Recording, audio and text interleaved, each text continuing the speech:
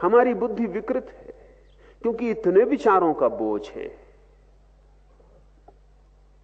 विचार ही विचार हैं, जैसे आकाश में बादल ही बादल छाए हो, आकाश खो जाए, दिखाई भी ना पड़े, सूर्य का कोई दर्शन ना हो, ऐसी हमारी बुद्धि है। विचार ही विचार छाए, उसमें वो जो बुद्धि की प्रतिभा है, जो आलोक है, वो खो गया, छिप गया। एक बादल हट जाए तो आकाश का टुकड़ा दिखाई पड़ना शुरू हो जाए, छिद्र हो जाए बादलों में तो प्रकाश की रोशनी आनी शुरू हो जाती, सूरज के दर्शन होने लगते। ठीक ऐसे ही बुद्धि जब तक विचार से बहुत ज्यादा आवृत है, और एक परत नहीं है विचार की, हजारों परतें हैं। जिससे कोई प्याज को छीलता चला जाए तो परत के भीतर परत, परत के भीतर परत।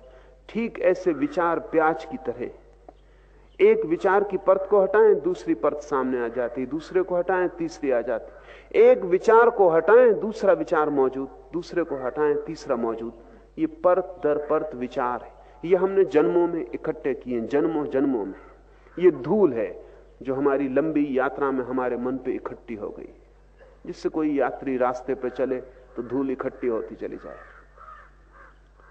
और उसने कभी स्नान न किया हो और यात्रा करता ही रहा हो, तो बहुत धूल इकट्ठी हो जाए, यात्री का पता ही न चले कि वो कहां खो गया।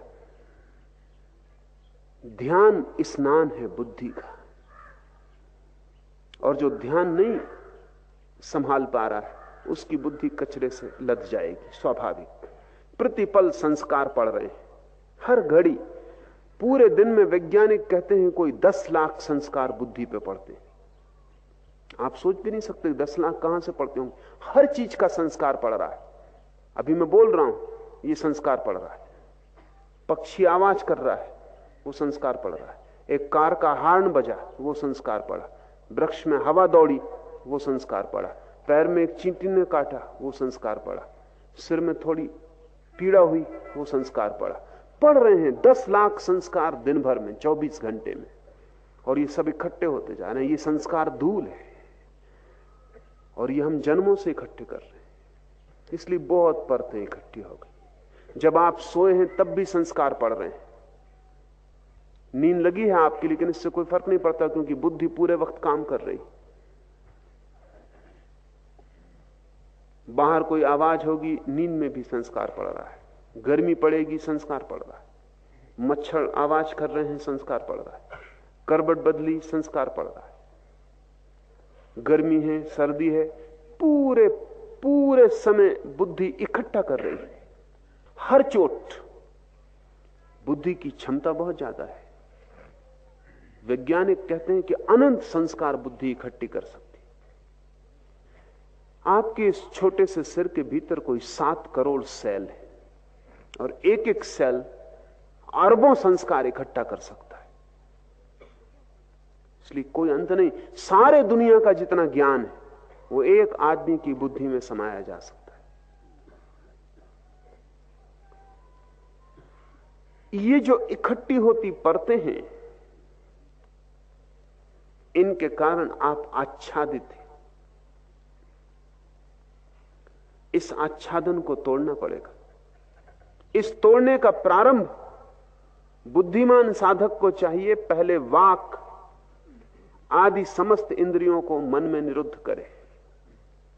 इसलिए मौन का इतना मूल्य है। मौन का अर्थ है कि आप बाहर और भीतर बोलना बंद कर रहे हैं, क्योंकि बोलना बुद्धि की बड़ी गहरी प्रक्रिया है। बोलने के द्वारा बुद्धि बहुत कुछ इकट्ठा करती रहती है, और जो भी आप बोलते हैं वो आप सिर्फ बोलते नहीं हैं, बोला हुआ आप सुनते भी हैं। उसके संस्कार और सघन हो जाते हैं। जब आप एक ही बात बार बार बोलते रहते हैं तो आपको पता नहीं कि आप बार बार सुन भी रहे हैं। संस्कार गहरे होते जा रहे हैं। और आप कचरा बोलते रहते हैं। सुबह अखबार पढ़ लिया, फिर दिन भर उसी को लोगों को बोले चले जा रहे हैं। कोई व्यर्थ की बात जिसका कोई भी मूल्य नहीं, जिससे किसी को कोई लाभ नहीं होगा, उसको आप बोले चले जा रहे हैं। अगर आप अपने 24 घंटे का विश्लेषण करें तो आप पाएंगे कि 99% तो कचरा था। जो आप न बोलते तो किसी का कोई हर्ज ना था। ध्यान रहे, जिसे बोलने से किसी को कोई लाभ नहीं हुआ है, उसे बोलने से हानि निश्चित हुई है। क्योंकि न केवल आपने दूसरे के मन में कचरा डाला है, जो कि हिंसा है, जिसका कोई मूल्य नहीं है, वह आप बोल के दूसरे के मन में डाल दिए। और जब आप बोल रहे थे तो आपने फिर से सुन लिया है, वह आपके भीतर दोबारा गहरा हो गया, उसकी फिर से संस्कार पड़ गया, फिर कंडीशनिंग हो गई। अगर आप एक असत्य को भी बार बार बोलते रहें तो आप खुद ही भूल जाएंगे कि वो असत्य है। इतने संस्कार भीतर पड़ जाएंगे कि वो लगने लगेगा सत्य। एडोल्फ हिटलर ने कहा है कि कोई भी असत्य को सत्य करना हो तो एक ही तरकीब है, उसे बोले चले जाओ। दूसरे ही मान लेंगे ऐसा नहीं है, आप खुद भी मान लेंगे। आप अपनी जिंदगी में देखें, कई असत्य आपको सत्य मालूम पड़ने लगे, क्योंकि आप इतने दिन से बोल रहे हैं कि अब आपको भी स्मरण नहीं रहा कि पहले दिन ये बात असत्य थी। बहुत बार संस्कार पड़ जाने से गहरे हो जाते, लीक बन जाती।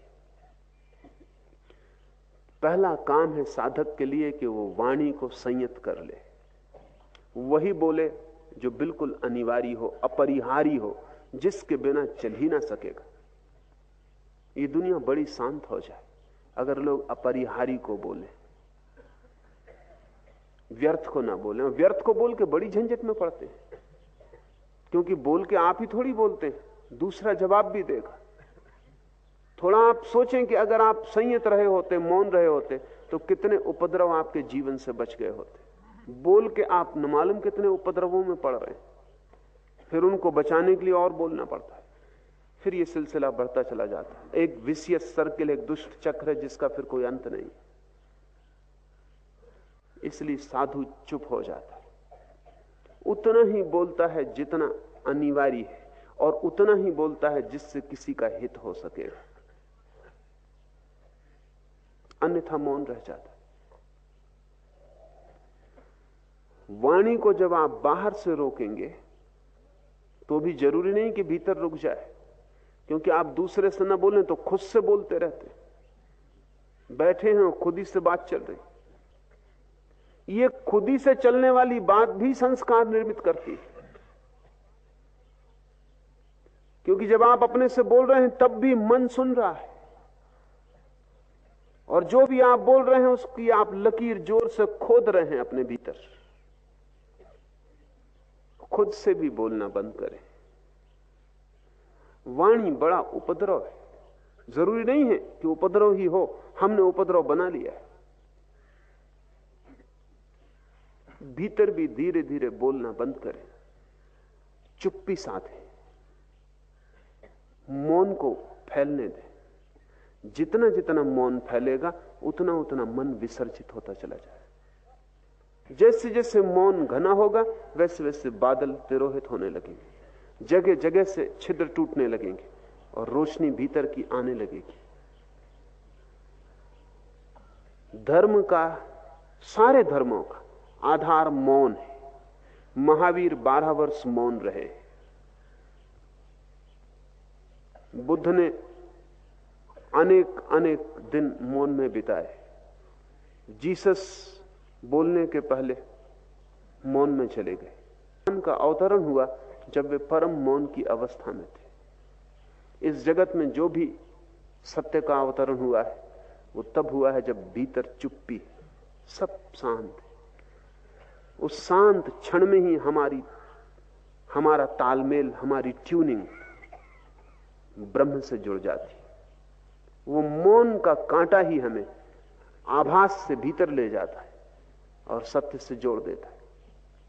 इसलिए हमने साधु को मुनि कहा है। मुनि का अर्थ है जो मौन हो गया है, जो भीतर चुप हो गया है। असल में वही बोलने का अधिकारी है जो भीतर चुप हो गया हो, क्योंकि उसके बोलने का कुछ मूल्य होगा, क्योंकि बोलने का अर्थ होगा उसने कुछ जाना है जिसे वो दे रहा है।